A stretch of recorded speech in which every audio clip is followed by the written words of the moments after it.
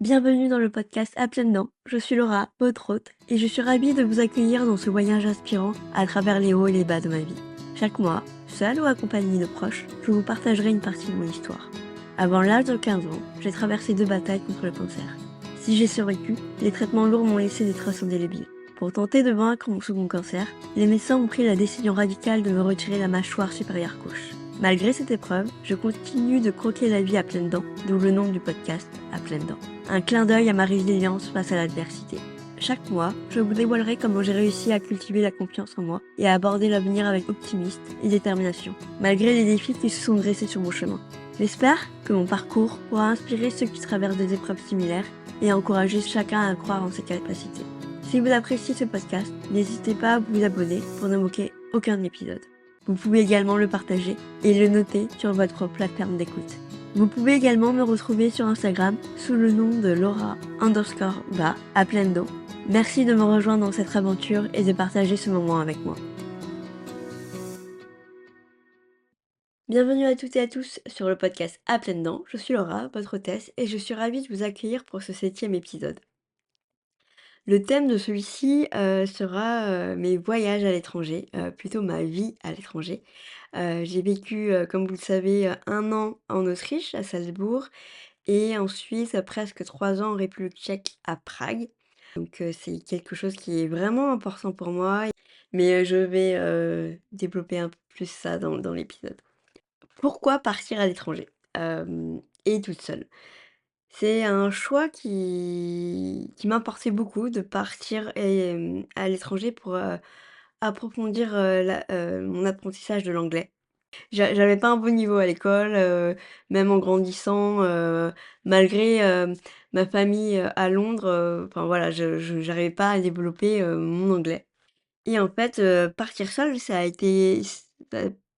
ça a été une évidence pour moi. Donc j'ai raconté mes aventures à Avignon où j'étais, en master.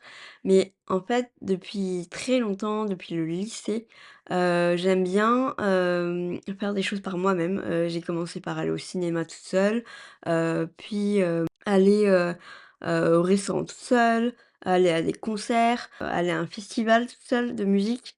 Je déconseille quand c'est un festival de la taille des Solidays, et que c'est le concert du soir. Moi, je me suis retrouvée, noyée dans la masse. Mais bon, revenons à notre sujet. Donc j'ai toujours, aimé, faire des choses par moi-même. Non pas que, l'envie d'être seule, était important, mais c'est surtout que je ne voulais pas attendre les gens, le bon timing, parce que je me suis très vite rendu compte que, le timing n'était jamais parfait. J'avais du mal, soit à trouver des personnes pour m'accompagner, ou c'était pas le bon moment pour eux, et en fait, je me suis refusée à un moment de me dire: je vais me limiter parce que personne m'accompagne. La vie est trop courte. Bon, je pense que c'est aussi la maladie qui m'a, amenée à faire les choses, par moi-même, d'avoir aussi cette envie d'indépendance, de, montrer aux gens que j'en étais capable, et donc tout naturellement, partir à l'étranger, ça n'a pas du tout été un problème pour moi. Bien sûr, j'étais un peu stressée, mais en tout cas ma première expérience à l'étranger, dans le cas de la vie au quotidienne à l'étranger, j'étais quand même, bien entourée. Je suis partie dans le cadre d'un projet Erasmus+ qui, à l'époque, s'appelait, le service, volontaire européen. J'avais une agence de départ en France, à Paris, et une agence d'accueil dans le pays, et donc vraiment c'était très structuré. Je partais pas, sans argent parce que, le projet payait, les billets aller-retour, le premier départ et le 1er, le dernier retour. Il payait également, mon logement, il payait, mes repas. En fait, j'avais une allocation pour la nourriture, j'avais également droit, à de l'argent de poche, comme on dit, et j'avais accès à un vélo que je pouvais utiliser comme je voulais. Tout le monde enfin, beaucoup de personnes m'ont accompagnée pour tout ce qui était administratif, que ce soit à la mairie ou à la banque. J'étais pas seule, et donc dans la vie quotidienne, bien sûr, j'étais seule, à gérer, le budget qu'on me donnait, mais j'avais quand même une structure derrière moi en cas de problème. Et ça, c'est quelque chose, que j'ai adoré, faire, ça a, vraiment développé ma confiance en moi, de partir et de découvrir, un autre pays, une autre culture et surtout, d'autres personnes, voilà, d'autres jeunes. Je vais vous raconter une petite anecdote, qui en fait, qui reflète parfaitement mon année, passée à Salzbourg. C'est, du coup, mon premier voyage, de Paris à Salzbourg, en plein mois de janvier. Du coup, moi, je suis partie 1 an, de janvier 2017 à décembre 2017 et donc je suis partie d'une gare, pour, arriver d'abord, à un premier arrêt en Allemagne et puis après, de cet arrêt, j'allais directement à Salzbourg par un autre train. Mais bien sûr, tout ne s'est pas passé comme comme voulu, comme attendu. Donc on était en plein mois de janvier et très vite, en fait, arrivé en Allemagne, il s'est mis à neiger. Déjà, des petits flocons, donc c'était pas grand-chose et puis, une bonne petite tempête de neige et donc le train, mon premier train n'est jamais arrivé à destination. Le train a dû même faire demi-tour, sur, une autre, sur, 2 gares, en amont. Donc on est revenu sur nos pas et en fait, donc moi, je me suis retrouvée dans une gare, où, presque personne ne parlait anglais ou en tout cas, je n'osais pas, poser des questions, et du coup, il fallait que je trouve un moyen de d'atteindre au moins, la correspondance pour pouvoir, arriver, après à Salzbourg et en fait, il y avait quelqu'un qui m'attendait à Salzbourg, donc je devais pas trop tarder non plus parce que je voulais pas, faire patienter trop longtemps la personne, même si elle aurait compris. Mais bah, qu'elle m'attende, jusqu'au bout de la nuit, c'était pas vraiment le but voulu et donc arrivée, au quai de cette gare, il n'y a pas d'ascenseur, il n'y a pas d'escalator. Je me retrouve avec mes 3 valises et mon sac à dos, à descendre les escaliers. J'ai osé demander de l'aide à personne, donc je me suis bien essoufflée. Arrivée au panneau d'affichage, je vois, Munich, l'endroit où je devais, me rendre pour ma correspondance. Heu j'ai vu que c'était, le train était dans 10 minutes. Je me suis pas posé de questions. J'ai pris directement la direction du quai, mais en montant dans le train, je n'avais pas de ticket. Donc j'ai improvisé, en réalité, j'ai complètement improvisé. Ce que je ne savais pas à l'époque, c'est que dans les trains, allemands et même autrichiens, il y a des places qui sont toutes les places ne sont pas forcément réservées, mais il y a un endroit où c'est indiqué si c'est réservé. Et comme moi je connaissais pas le fonctionnement, je m'assois à une première place et très rapidement, des personnes arrivent pour me dire: «Bah, en fait, c'est notre place» et donc je me décale, d'une rangée et je me retrouve à côté d'un monsieur un peu plus âgé que moi, qui devait avoir, 50-60 ans. Il parlait anglais, fort heureusement pour moi. Il a il essayait de me comprendre tant bien que mal sur, sur ce que j'essayais de raconter. Il connaissait l'humoriste, donc c'était un bon point, pour nos discussions. Il m'a parlé de l'architecture allemande, de l'architecture autrichienne, de la culture et très vite, également, une contrôleuse est arrivée et là, j'étais un peu penaude, j'avais pas de billets, je savais pas, j'essayais de me faire comprendre par la contrôleuse qui ne parlait pas un mot d'anglais et donc mon gentil voisin, a traduit pour moi et je pense qu'il a un peu, joué un peu mon désarroi et la contrôleuse était je pense qu'elle avait de la peine pour moi parce qu'elle s'est mise à me caresser la joue tendrement et à me regarder, tout gentiment alors que 5 minutes avant, elle était en train de me crier dessus. Et donc je remercie bien sûr chaleureusement mon voisin et je n'écope pas d'amende, fort heureusement, parce que je ne saurais honnêtement, je ne sais pas comment je l'aurais payé. Mais voilà donc ce premier voyage, cette première rencontre, avec, un inconnu, dans ce train est vraiment l'image, de cette année, à Salzbourg, où, ça a été, beaucoup d'improvisation, d'instinct, de lâcher prise, et de rencontres bienveillantes et ça, je vous l'ai déjà dit, mais vraiment dans mon histoire, de vie, j'ai toujours, rencontré des personnes, très bienveillantes à mon égard et qui ont su m'aider, dans des situations un peu rocambolesques et donc j'en suis, très reconnaissante et donc j'arrive, à ma correspondance à Munich et fort heureusement, le second train, je n'avais pas forcément besoin d'un autre billet parce que celui que j'avais était valable toute la journée. Donc je m'engouffre dans le premier train, qui amène à Salzbourg. Fort heureusement, il y avait qu'1 heure entre Munich et Salzbourg en train et donc j'arrive à destination et là, la personne, qui devait m'accueillir, m'attend, et m'accueille et m'emmène, dans, l'endroit où qui sera mon lieu de vie pendant 1 an. Là-bas, je rencontre, un jeune Turc qui, était à ma place dans le projet dans lequel j'allais commencer, 1 semaine plus tard et donc lui, il me fait visiter, toute la ville, lors du premier week-end où je suis à Salzbourg. Mais comme je n'étais pas du tout préparée, il y avait, pas mal de neige, il faisait -14 degrés. Heureusement, j'avais une bonne doudoune, offerte par mon père, mais les chaussures, c'était pas du tout ça.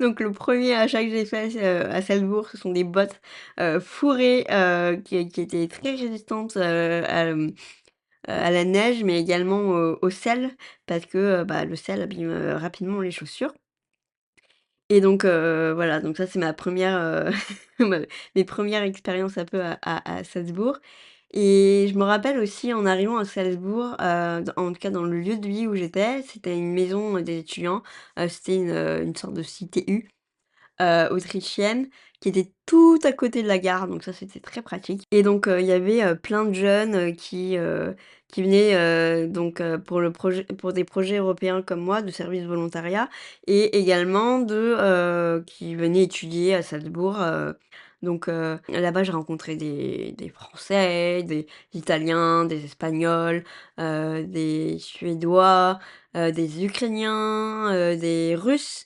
Des Anglais, enfin voilà, et tous des vraiment des Népalais, des Indiens, c'est vraiment, vaste, communauté, de jeunes internationaux et j'ai adoré, partager les coutumes, les cultures avec eux.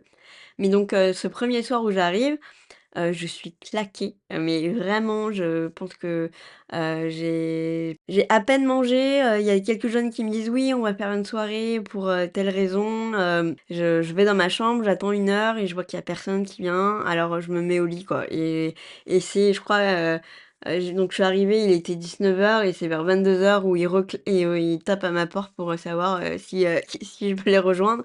Heu, clairement, j'étais pas en état. Mais donc j'ai refusé poliment, mais cette, 1re expérience avec, les jeunes, je me suis demandé si c'était pas ça j'ai eu du mal à m'intégrer, le pendant le premier mois, pendant oui, le premier mois et demi, à Salzbourg. Certes, j'avais rencontré des gens, j'arrivais à parler sur le moment, mais après, en dehors, pour passer du temps avec eux, c'était un peu plus compliqué pour moi. Peut-être aussi parce que j'étais encore dans ma coquille, j'étais pas à l'aise en anglais, voilà, il y a je pense qu'il y a toutes sortes de raisons qui étaient là, sur le moment et mais moi, au bout d'un mois et demi, je me suis dit: «Bon, Laura, ça fait, 1 mois et demi que tu es là, tu vas encore rester jusqu'au mois de décembre et tu peux pas rester comme ça dans ton coin, il faut que tu fasses quelque chose». Et donc je faisais déjà des choses par moi-même, mais je me suis vraiment rapprochée des jeunes volontaires, en tout cas, dans un premier temps, pour, déjà dîner avec eux, pour, partager, des moments, voilà, de visite, de sortie et fort heureusement, bah, il y avait des Français. En tout cas, il y avait un Français, un jeune Français qui, lui, avait grandi en Alsace, donc il parlait allemand et français, et d'autres personnes qui, par leur, voyage ou par, leur vécu, parler français également et donc je dois avouer que, que pendant les 6 premiers mois, je me suis beaucoup reposée sur eux pour, me faire comprendre et pour créer des liens aussi avec les gens et donc c'était vraiment, enfin, c'était formidable en tout cas, de d'être avec eux, de connaître, enfin, d'improviser, vraiment au jour le jour. Je crois que c'est vraiment le lâcher prise, enfin, c'est vraiment là où j'ai appris à me faire confiance, à faire confiance à mon instinct, à, juste, profiter de l'instant. Vraiment, je l'avais déjà expérimenté à Avignon, mais je pense que là, ça a été à un autre niveau parce que, bah, j'étais dans un pays inconnu, j'avais des personnes en face de moi qui ne connaissaient pas du tout, bon, Avignon aussi au début, mais et donc il fallait, voilà, il fallait se pousser, il fallait que je me tire vers le haut, comme on dit, pour, aller, vers les gens. Sortir de ma zone de confort pour, expérimenter, tout plein de choses. Petit aparté aussi, pendant mon séjour à Salzbourg, j'ai, je me suis fait tatouer, de nouveau parce que je ne sais plus si je l'avais dit, mais, je me fais mon premier tatouage, à Avignon. Donc, mon premier tatouage est une clé de sol avec un 3 qui forme un B, parce qu'on est 3 sœurs, avec le nom de famille B et hem et la musique est vraiment très importante pour moi. Je ne peux pas passer une journée, sans écouter au moins une demi heure de musique. Donc c'est mon petit café, on va dire, pour retenir. Hem et donc j'ai fait ce premier tatouage à Avignon et en fait, j'ai fait mon deuxième tatouage, lors de mon séjour à Salzbourg. En réalité, je ne l'ai pas fait à Salzbourg, je l'ai fait à Berlin, lors d'un voyage, un week-end que je m'étais organisé et je me suis fait tatouer par une Française. Heu en fait, si j'aborde, la question des tatouages, c'est pour, donner un peu mon avis dessus, mon positionnement, c'est un avis qui m'est très personnel, hein, forcément, tout le monde ne va pas être d'accord dessus, mais pour moi, en fait, donc c'est une façon de marquer, mon corps comme je le veux, dans le sens où, j'ai des cicatrices, que j'ai appris à aimer, qui sont là, qui font partie de moi. Mais c'est des choses que je n'ai pas choisies et c'est des cicatrices que je n'ai pas choisies, sur mon corps. Vous allez me dire, quand on a un accident, on ne choisit pas forcément aussi d'avoir, ces marques. Mais pour moi, ces tatouages, c'est un choix, vraiment de ce que je veux sur mon corps. Pour être honnête, ma mère n'est pas du tout tatouage. Mais, pour moi, je dis beaucoup pour moi, mais c'est vraiment mon avis personnel, c'est, une façon de décorer mon corps comme je l'entends et de choisir, des symboles, qui me sont importants, pour, être présent, on va dire éternellement sur mon corps. Donc aujourd'hui, j'ai 6 tatouages, il me semble et en fait, il faut savoir que ces tatouages ne couvrent aucunement mes cicatrices. J'aurais pu faire le choix et je me pose encore la question: «Est-ce que je me fais tatouer sur mes cicatrices?» Mais pour le moment, j'ai vraiment fait le choix de pas le faire, pour, vraiment, que ça prenne d'autres places, que ça soit quelque chose d'indépendant, des cicatrices et voilà donc lors de cette année, donc j'ai fait énormément de rencontres. J'ai, découvert, plein de pays, j'ai voyagé avec, beaucoup de jeunes, mais j'ai voyagé aussi par moi-même. Par exemple en République tchèque, à Prague, c'était mon premier week-end où, du début à la fin, je l'ai organisé toute seule, j'ai voyagé, j'étais toute seule, il y avait personne qui m'attendait et c'est le premier kiff que j'ai eu également et je suis allée aussi en Croatie, je me suis organisé un voyage à travers, plusieurs bus, pendant une semaine. Voilà, je me suis vraiment éclatée, pendant ce voyage. J'ai beaucoup appris sur moi-même. Sur mes capacités, d'apprentissage, mais sur, ce que j'étais capable de faire, ce que vraiment, je crois, enfin je crois pas, j'en suis sûre, c'est jusqu'à présent, c'est l'une des meilleures années de ma vie. J'ai vécu en fait et fort heureusement, lors de cette année, je n'ai eu aucun problème, de santé, fort, en tout cas, important. Heu, Petite autre anecdote là, c'est le plus gros problème médical que j'ai eu, c'est peut-être les punaises de lit que j'ai eu, je pense, que j'ai dû ramener d'Italie ou quelque chose comme ça et du coup, bon, bah, j'étais, recouverte de boutons et au début, personne ne savait ce que c'était. J'ai dû aller à l'hôpital, enfin bref. Voilà, je pense que ça, c'est vraiment le plus gros problème de santé que j'ai pu avoir à Salzbourg et je pense que c'est ça aussi qui m'a permis de profiter un maximum de l'expérience que je vivais et en fait aussi, j'étais entourée de personnes bienveillantes, qui étaient aussi dans un peu dans le même cas, dans le sens où, ils partaient de chez eux, où ils découvraient, une autre culture, donc c'était vraiment, génial et en plus au travail, c'était, pas vraiment un travail, mais dans le cadre de mon volontariat, du coup, j'étais dans un centre d'information jeunesse. Je faisais du montage vidéo, je faisais des interviews, je créais du contenu pour les réseaux sociaux. Je J'ai aidé à organiser un festival d'été, en plein air.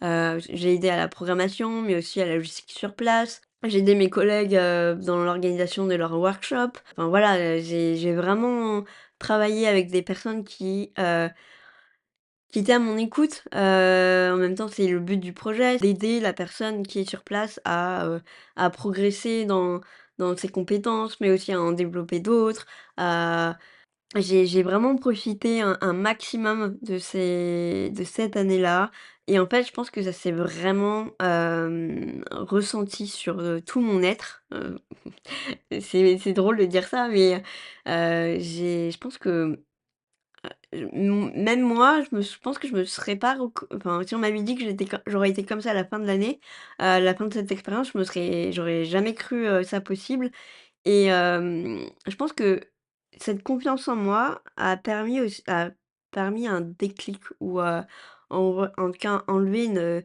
limite, que je m'imposais ou une croyance limitante que j'avais, hem, sur, mes relations, amoureuses.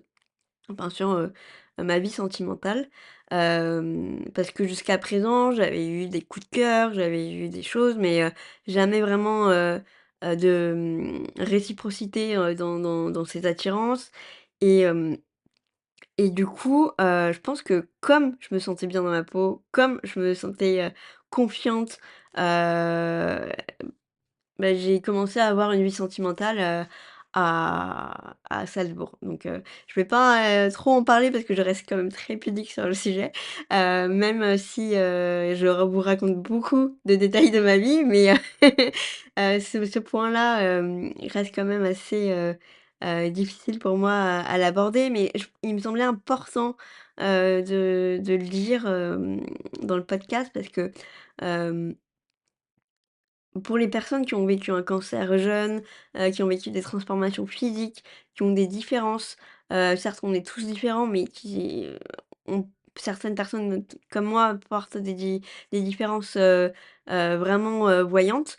On peut se sentir, un peu à côté quand il s'agit, de la vie sentimentale. En tout cas moi ça a été mon cas, de me dire que, bah, je trouverai pas forcément, des gens, qui, auront des, sentiments réciproques à mon égard et donc le fait que ça m'est arrivé, en fait, ça a débloqué quelque chose chez moi, je pense. Enfin, je pense, j'en suis certaine et aujourd'hui, en fait, ben, pour être honnête, même, si on doit s'accepter nous-mêmes, plaire à quelqu'un, ça fait toujours plaisir et donc ça a été mon cas et je pense qu'aujourd'hui, je me sens plus en confiance dans ma capacité à plaire qu'auparavant et voilà donc fin de la transition. Mais oui donc Salzbourg, reste une ville, chère à mon cœur. J'y suis retournée, 4 ou 5 fois depuis. Ça fait un petit moment maintenant que j'y suis pas retournée, pour de multiples raisons. Mais c'est une ville qui reste, très chère à mon cœur et même, les personnes que j'ai rencontrées là-bas.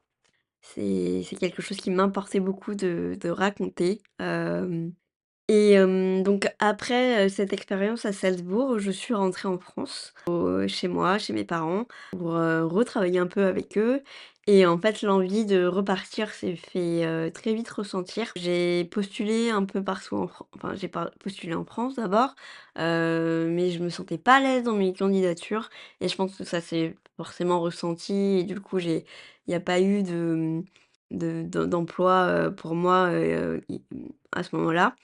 Et en fait, aussi, j'avais j'avais jamais vraiment utilisé mon diplôme, de master en médiation culturelle et donc j'avais plus d'expérience dans l'administratif en tant qu'assistante et tout ça donc j'ai postulé, beaucoup dans ce domaine-là, en France et ailleurs pour pouvoir, heu, pouvoir, retrouver mon indépendance et donc j'ai postulé, ailleurs, en Europe, et j'ai postulé, à Prague et je m'étais promis en visitant Prague que je reviendrais y vivre et ce fut le cas.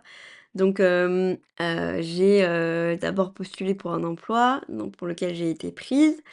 Mais en fait, en me renseignant sur l'entreprise, je me suis très vite rendu compte que ça allait être compliqué pour moi. J'ai gardé, cette offre d'emploi et tout en cherchant, d'autres emplois, sur la ville de Prague pour pouvoir, changer, en si je trouvais mieux. Et ce fut le cas. Donc au moment où je devais embarquer, dans l'avion, presque, oui, c'était 10 minutes avant, je pense, je reçois un appel, pour me dire, «Oui, vous êtes prise pour ce poste». Donc c'était pour une boîte, de consulting, international. «Vous êtes prise pour, le poste, d'assistante de direction, quand est-ce que vous pouvez venir?» Heu J'arrive, je prends l'avion et donc voilà, petite anecdote aussi sur ma venue à Prague et donc je suis arrivée à Prague. Tout d'abord, j'avais pris une auberge de jeunesse pour pouvoir, trouver un logement donc je crois que j'avais pris, 1 semaine ou quelque chose comme ça. Pour me donner le temps de trouver quelque chose, à savoir que, j'avais lu que ça pouvait se faire, très rapidement et qu'il y avait pas forcément besoin d'autant de papiers, qu'on a besoin, en France pour louer, un appartement ou, aller en colocation. Et donc moi, mon premier but, c'était d'aller en colocation pour, quand même, réduire, les frais. Et plusieurs appartements, se me sont passés sous le nez parce que justement ça allait très, très vite. Les gens venaient souvent avec, l'argent, la caution et posaient l'argent, quand, ils visitaient. Et donc je crois que le dernier, appartement que j'ai visité, j'ai fait la même chose. J'ai pris l'argent de caution, j'ai fait: «Je prends cet appart». Bon, c'était parce que, j'étais un peu dans j'avais besoin de prendre l'appart. Mon séjour à l'auberge jeunesse arrivait à sa fin et du coup, il me fallait vraiment un lieu pour vivre et donc je prends cet appart, qui est quand même très près d'une, station de métro, qui est pas si loin que ça, de, la ville, enfin du centre-ville et en fait, je me dis: «Bon, on est 8 donc je vais peut-être retrouver l'ambiance, que j'avais, à Salzbourg». Non, pas du tout. Certes, il y avait des personnes de toute culture, mais il y avait pas d'endroit où, passer des moments ensemble, contrairement à Salzbourg. On avait certes la salle à manger où on pouvait se retrouver, mais il y avait que 4 places et il n'y avait même pas de fauteuil où on pouvait, s'asseoir pour, voilà, pour juste, discuter et donc j'ai eu du mal à me lier, d'amitié ou à créer des liens avec mes colocs et bon, j'ai eu la chance ou la malchance, je ne sais pas, je dirais plutôt la malchance, d'être, juste à côté. En fait, j'étais dans une chambre, qui était, pris, en sandwich. Donc fort heureusement, il y avait un mur qui était, bien solide et j'entendais pas mon voisin. Mais de l'autre, qui c'était un Français. Je pense que c'était une grande pièce à la base que le propriétaire a divisée en 2. et en fait, bah, ce Français, il avait, une copine et il l'a il l'emmenait régulièrement, dans la coloc et bon, bah, voilà, j'entendais tout et donc au bout de 6 mois, j'en ai eu, ma claque. Je sais pas comment j'ai fait pour être aussi patiente. Je pense que la musique m'a beaucoup aidée, dans ces moments-là et du coup, j'arrive à trouver, un appart toute seule et c'est aussi à ce moment-là où une nouvelle coloc arrivait, où que je commençais à créer des liens avec elle. Mais bon, j'avais vraiment besoin de sortir, de ce lieu, de cette chambre où, qui était devenu un enfer pour moi. Et donc, je trouve, cet appart, donc, à Prague, qui était vraiment tout proche du centre-ville. Faut savoir qu'à l'époque, où j'ai habité, là-bas, les prix étaient vraiment abordables. Je sais qu'aujourd'hui, c'est plus du tout le cas, parce que j'ai des amis qui sont restés là-bas et les prix ont flambé. Mais, à l'époque, du coup, pour mon 30 m², bien agencé, j'en avais pour l'équivalent de 400 €, donc vraiment ultra raisonnable. J'avais une cuisine, qui était séparée, par une porte coulissante avec le lieu de vie et en fait, ça a été vraiment, mon petit paradis. Ça a été vraiment aussi quelque chose, de très utile, pendant la covid. J'ai pris un peu de temps pour en faire mon concon et ça m'a pris je crois 1 an. J'ai commencé à y vivre en 2019, donc à savoir je suis arrivée à Prague en novembre 2010, en fin octobre 2018 et du coup, j'ai déménagé en mai 2020, 2019 pardon, quelque chose comme ça et j'ai pris vraiment, mon temps pour, bouger les meubles, pour, acheter des meubles supplémentaires, faire ma déco, vraiment en faire mon lieu de vie. Mais une fois fait, voilà, c'était lancé, on pouvait plus m'arrêter et en fait,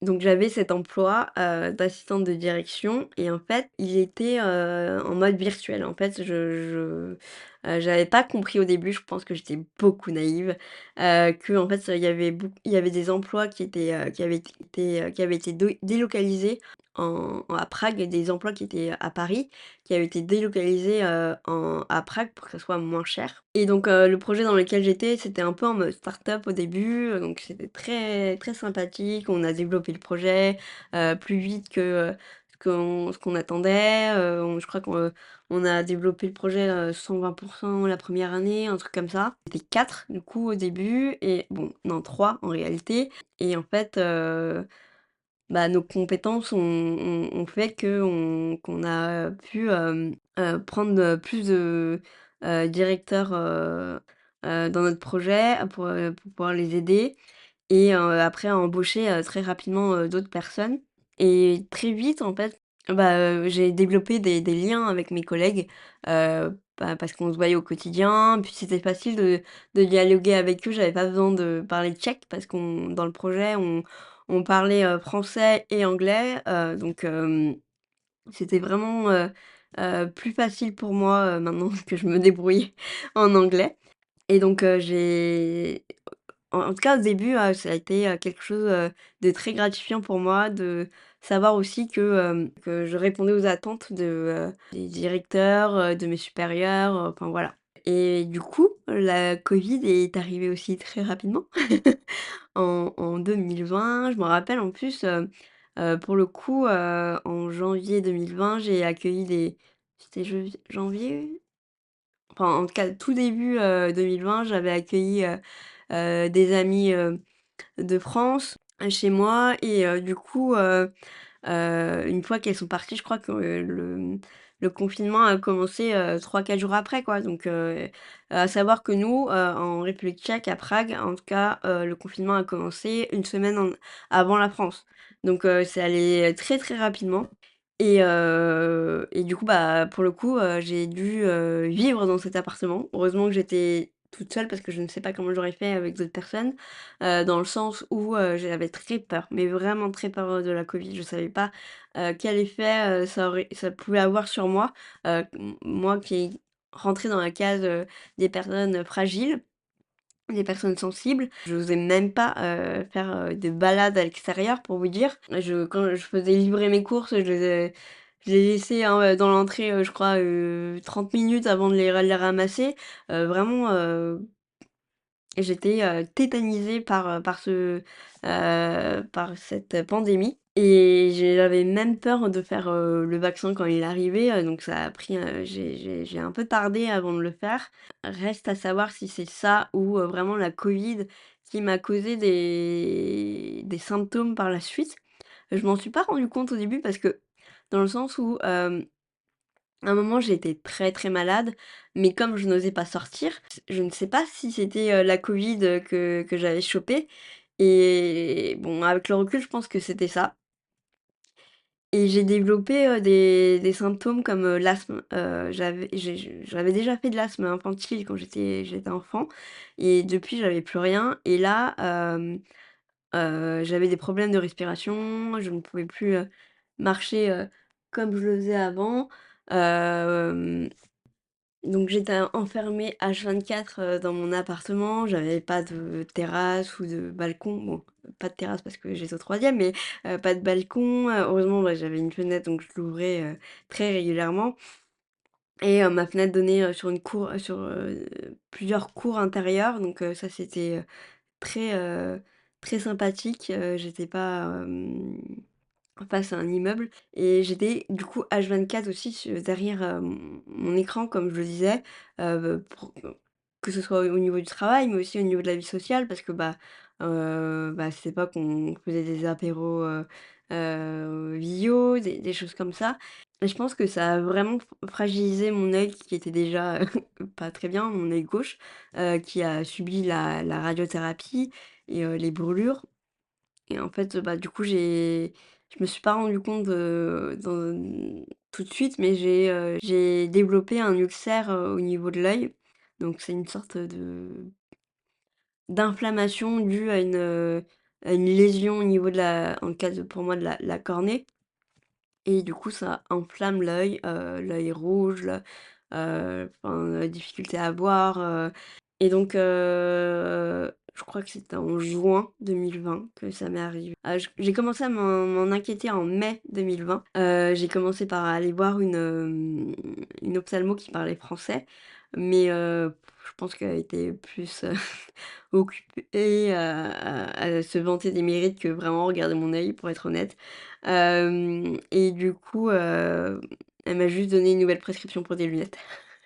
Et donc je continue à avoir mal et tout ça et j'ai, une collègue, tchèque qui m'a dit: «Non mais Laura, tu peux pas rester comme ça, va voir un autre médecin, qui te donne un deuxième avis, en République tchèque, c'est pas, anormal d'aller, demander un second conseil, un second avis, vas-y quoi» et donc j'y suis allée. Cette fois-ci, j'avais pris rendez-vous, dans un grand centre, où on parlait, anglais, mais qui était spécialisé, dans la vision.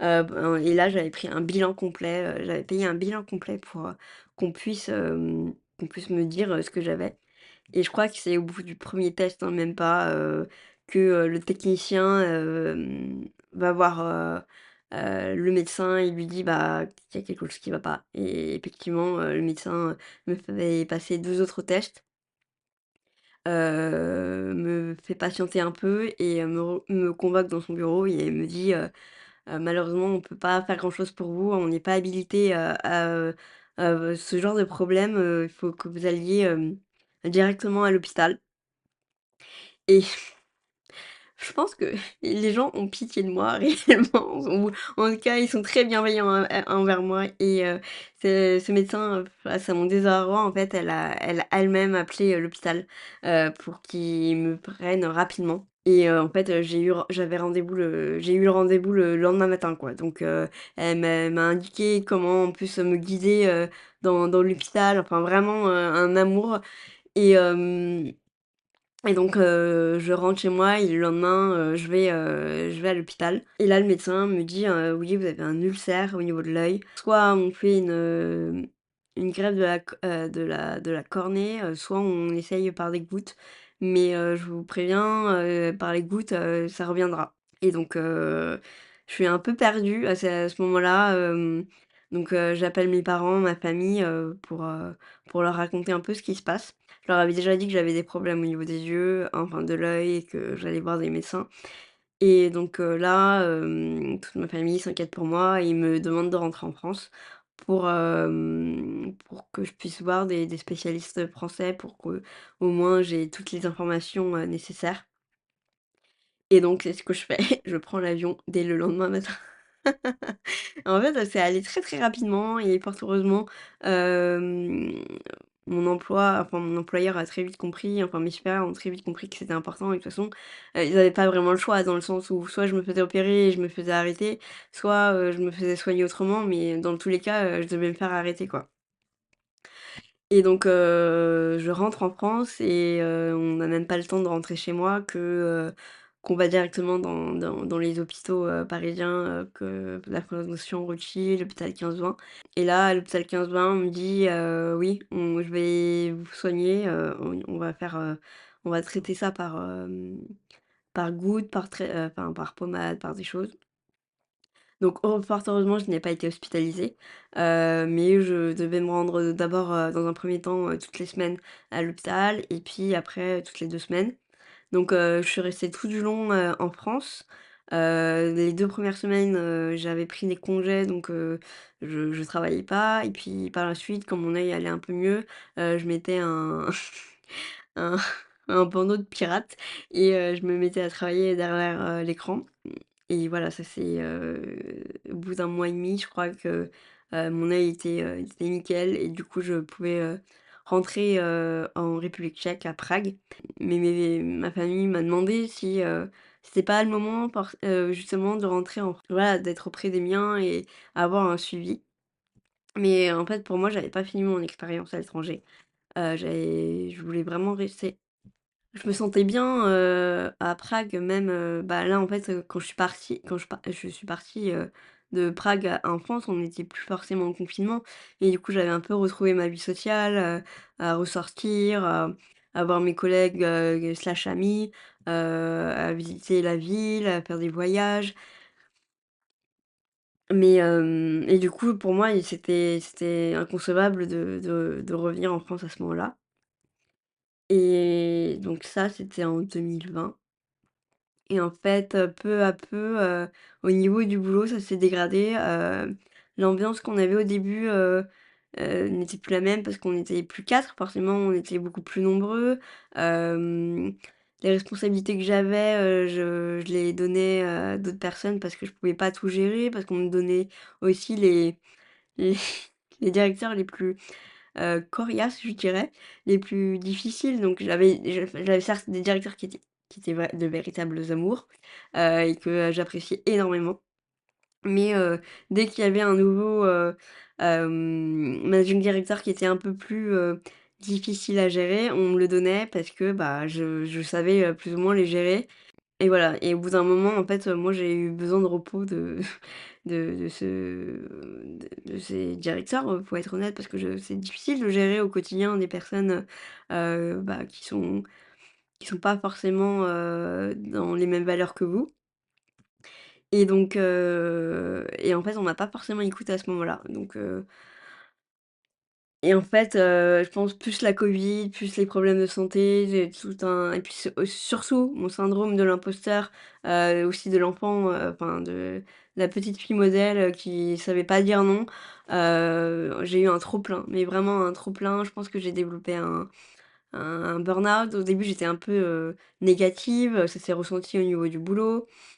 Hem Très vite rapidement, j'ai commencé à consulter une psychologue, tchèque, mais qui parle non, c'était une psychologue italienne qui est en République tchèque et qui parlait français et donc j'ai fait beaucoup de séances avec elle, elle m'a beaucoup aidée et en fait, mais un jour, je me suis réveillée, je crois que c'était en juin 2021 et je me suis dit: «Non mais Laura, tu peux pas continuer comme ça, même les 2 mois de préavis, est-ce que tu vas pouvoir les faire, quoi?»